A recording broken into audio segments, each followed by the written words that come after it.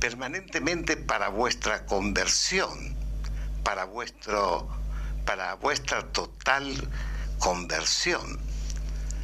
El Espíritu nos llama a la conversión. Hay creyentes que son convencidos, pero que no son convertidos.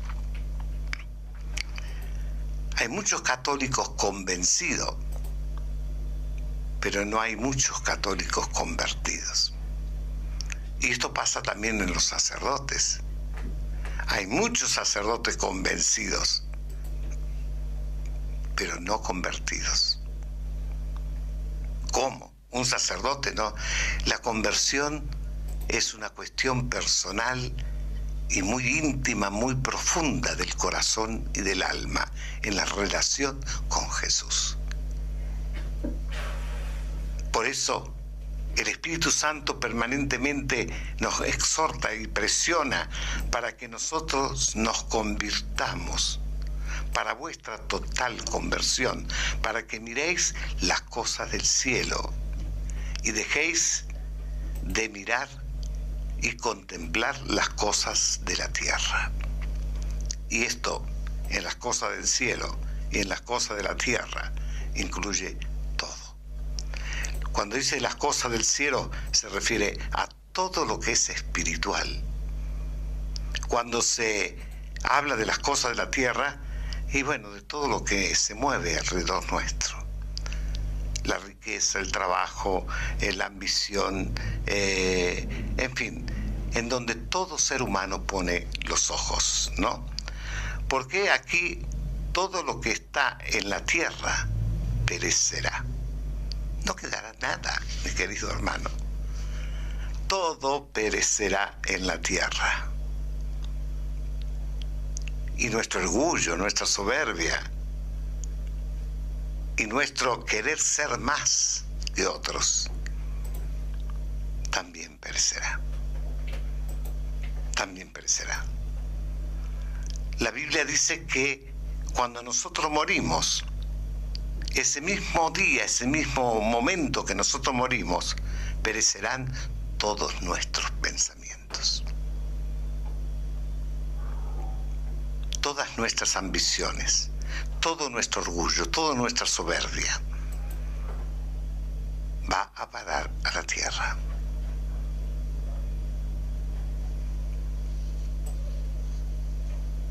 Porque todo perecerá, pero todo lo que habéis trabajado y habéis progresado en la vida espiritual es para la vida eterna. Todo lo que hemos trabajado y hemos progresado en la vida espiritual es para la vida eterna, o sea, no perecerá. No perecerá jamás. Por eso, como siempre que me pongo en medio de ustedes, os digo, no trabajéis por las cosas de este mundo, no trabajen por los bienes de este mundo, trabajad por todo aquello que es bien espiritual.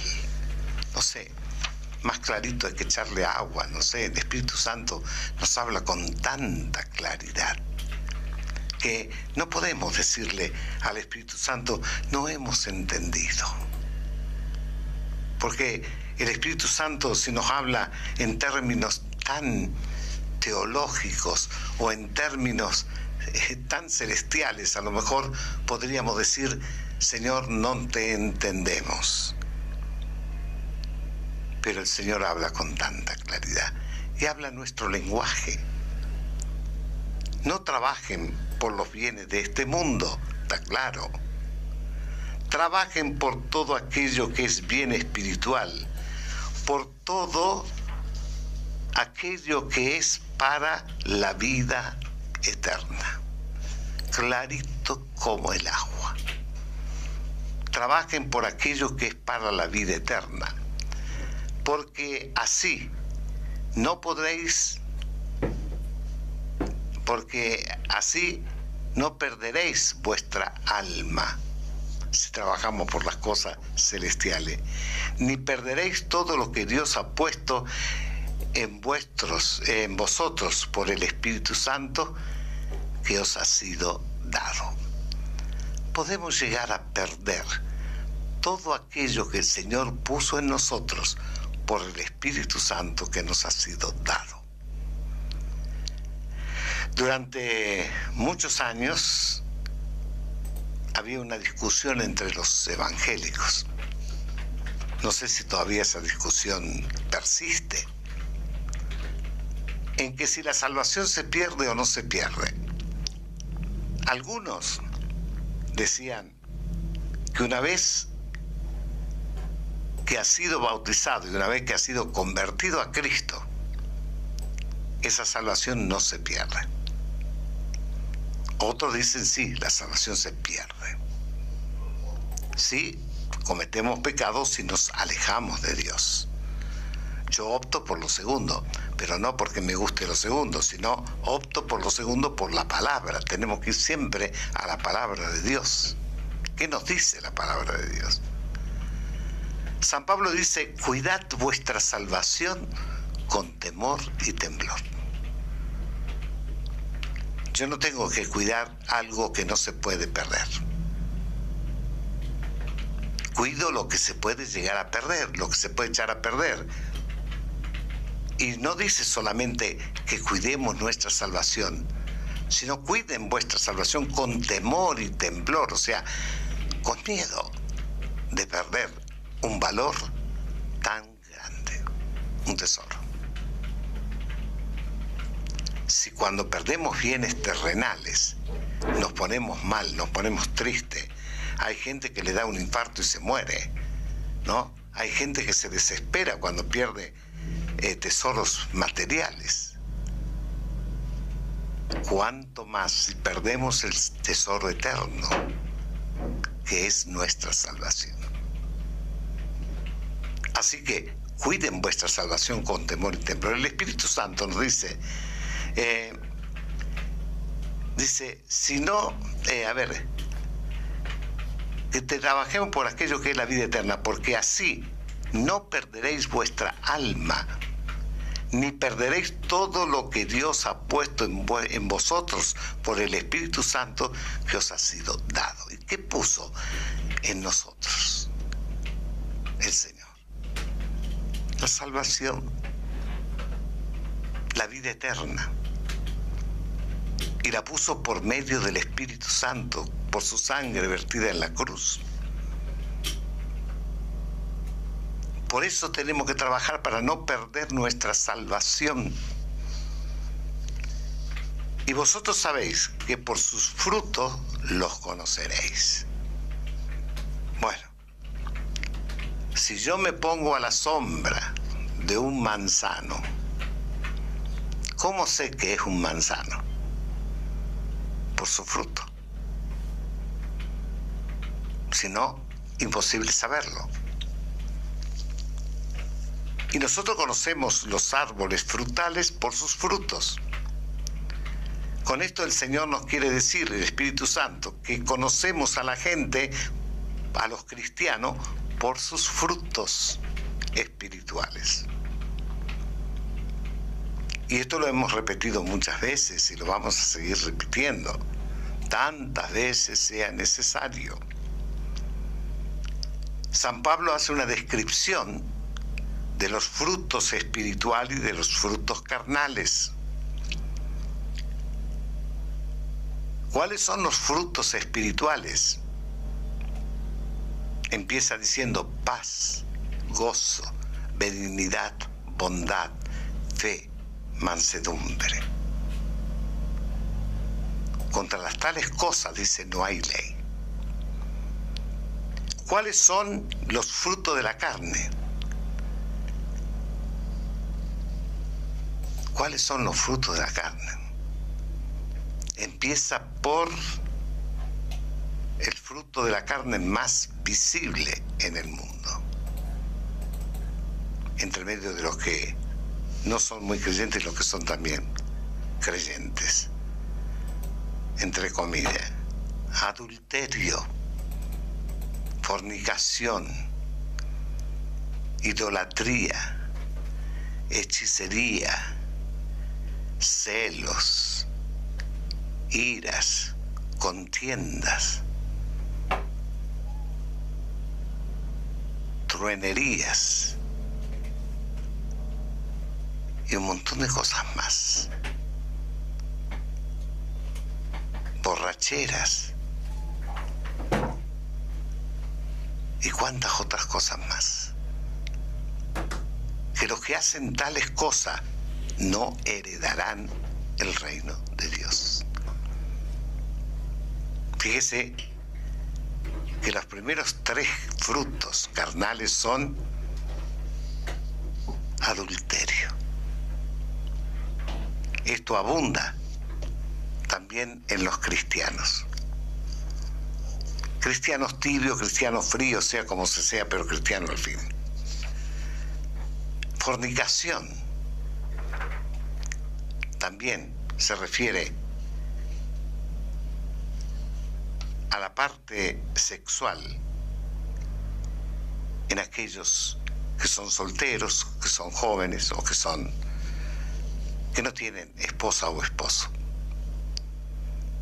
Fornicación. Idolatría. Idolatría no es el tema de las imágenes, como dicen los protestantes. Las imágenes religiosas o las imágenes cristianas son, podríamos decir en cierta forma, ayudas visuales para poder conocer las cosas celestiales o conocer los santos, conocer a la Virgen, tener una idea, de los cuales se los venera, pero no se los adora, porque si se los adorase sería idolatría. Pero el mayor pecado de idolatría es el pecado del cual amamos, los vicios, las adicciones,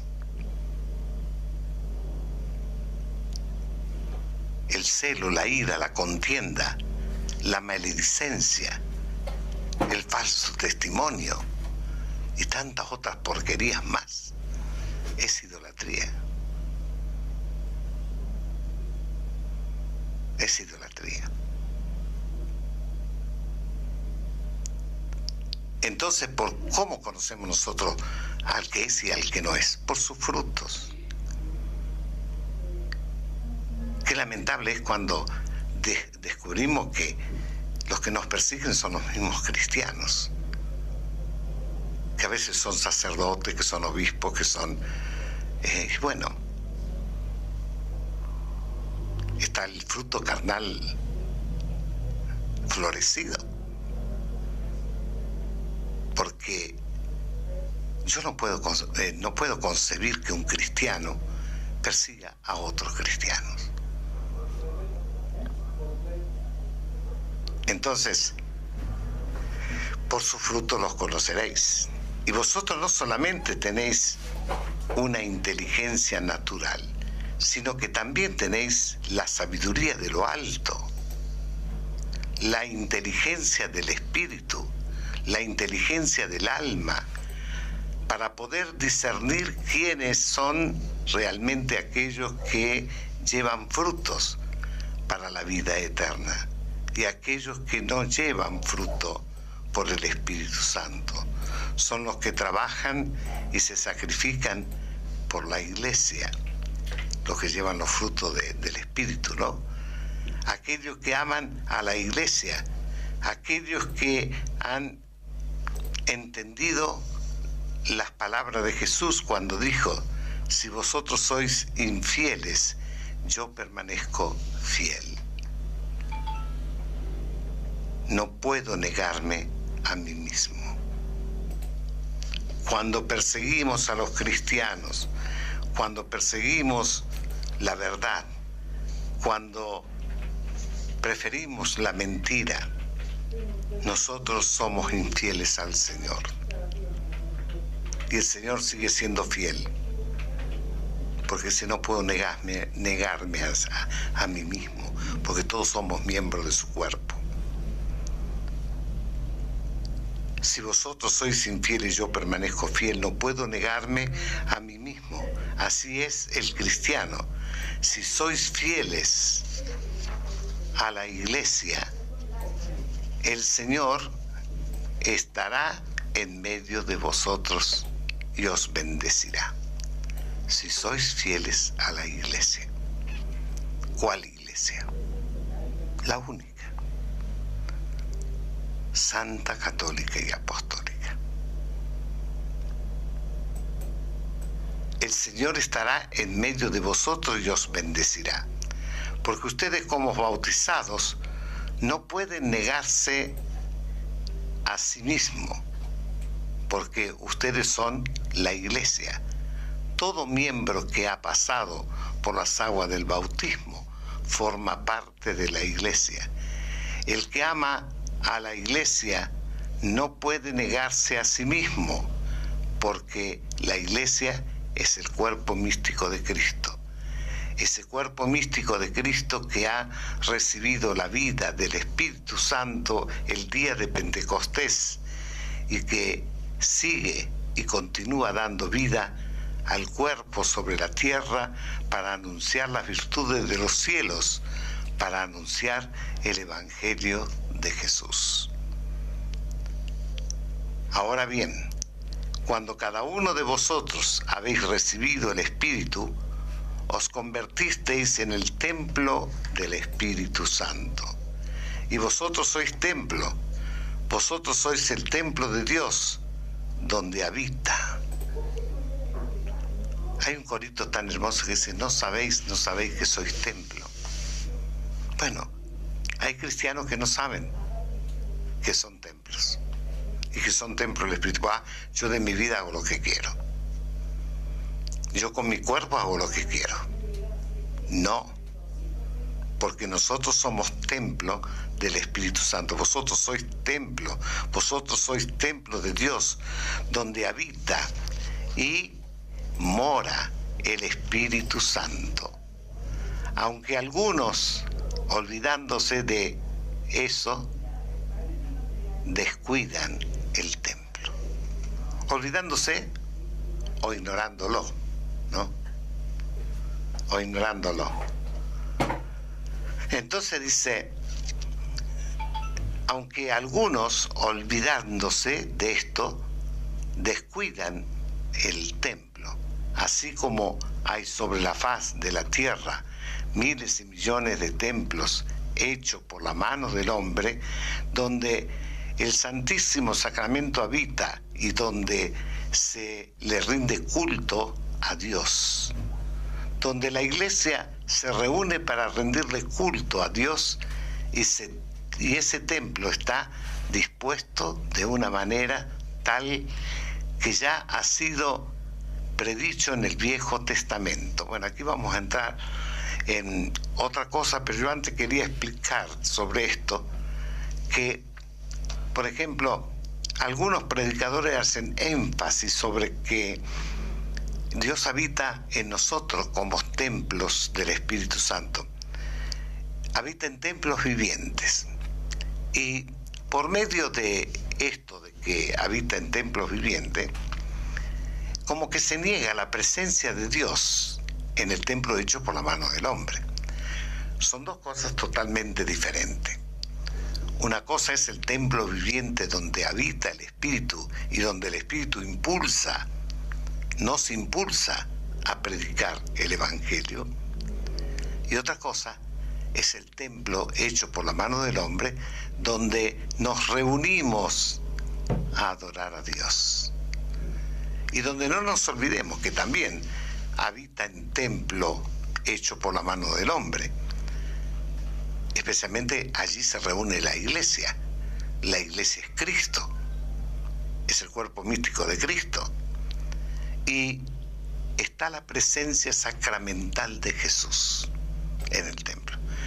La presencia sacramental de Jesús en el templo, hecho por la mano del hombre, está cuando la iglesia está reunida y está también cuando la iglesia no está presente en el templo, porque la iglesia somos nosotros, pero el Santísimo Sacramento queda en el tabernáculo.